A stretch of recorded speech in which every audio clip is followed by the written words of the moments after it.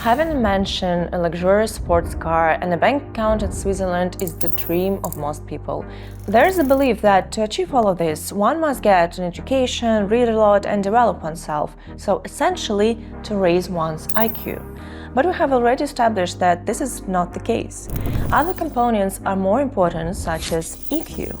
Many may not have heard of it, but its effect on achieving goals is truly astonishing.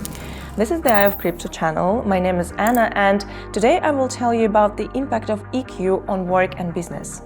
Watch the video till the end and you will find out the specific amount by which you can increase your income if you master the art of EQ. Before touching on finances, let's define EQ. EQ, or emotional quotient, is the ability of people to understand emotions and moods, both their own and those of others, and to apply these successfully in practice. Often, another abbreviation is used instead, EI, or emotional intelligence. The essence does not change, so EQ and EI are equivalent, interchangeable definitions. The concept was first introduced in 1964 by Michael Beldroge. Modern understandings of EQ were shaped in the late 80s by Peter Salovey and John Mayer. The most prominent modern promoter of emotional intelligence is Daniel Goleman, the author of the book Emotional Intelligence: Why It Can Matter More Than IQ. Emotional quotient is often inextricably compared with intelligence quotient, or IQ, a numerical assessment of intelligence level. Strangely enough, in material terms, the latter plays a much smaller role compared to the former. And this is not just a speculation of armchair experts. Research supports this.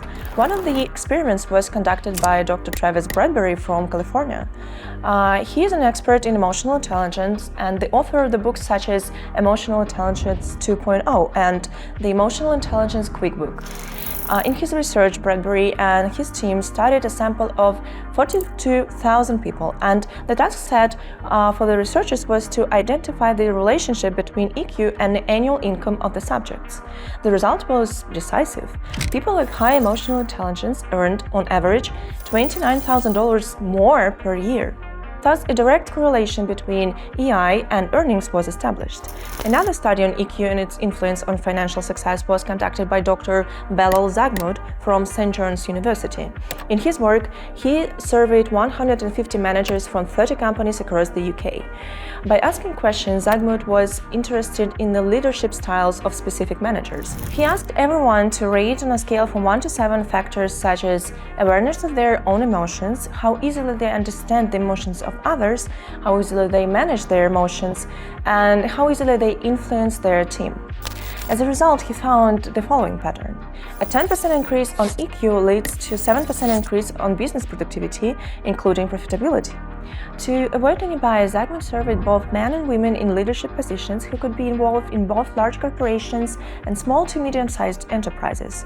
In conclusion, we can note the positive influence on EQ on both business and leaders. But is it really that significant in reality? And if so, how can one increase emotional intelligence?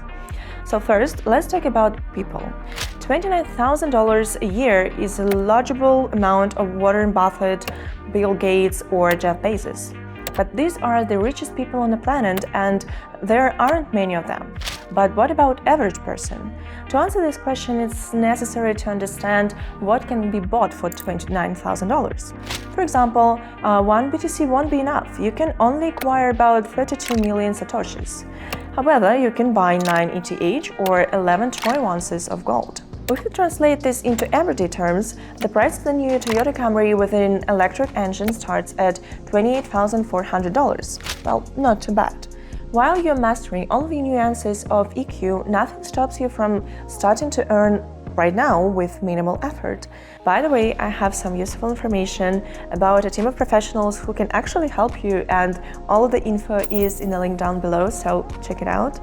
And regarding the business, based on the research, the growth of activity depends on EQ in a ratio of 1 to 1.4. So, in general, any company would not refuse such dynamics if it were to repeat exactly. But there is one catch. EQ is determined based on the ratings of the respondents. This introduces a factor of subjectivity. Plus, the results we have were based on quite limited samples. If the scale were increased significantly, it's not a fact that they would remain relevant. If we talk about how you increase your EQ, you should work on 4 components. The first is self-analysis. It is essential to clearly understand what makes you upset or uncomfortable.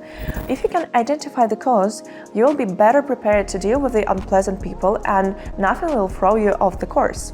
Next is self-control. This point follows from the first. While self-analysis is about exploring yourself, self-control is about putting that understanding into practice. You should not let negative emotions manifest outwardly. This will allow you to stay focused on the task and not bother the people around you. And the third is empathy.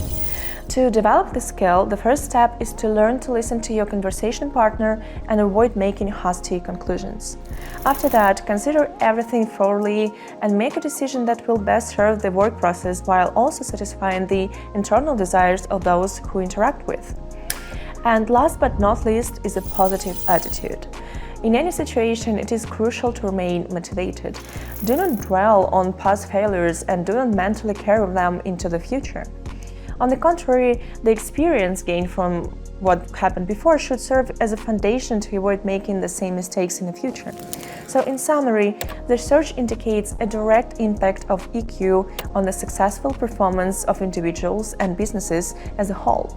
It is beneficial to have this skill from birth, but it is also entirely possible to develop it.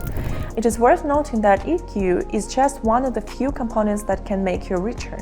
Other factors such as therapy or meditation are topics for the future videos. So if you do not want to miss them, or if you simply enjoyed this material, please subscribe to the channel, hit the notification bell and leave a comment. Well, I think that's all for today and I see you soon. Bye.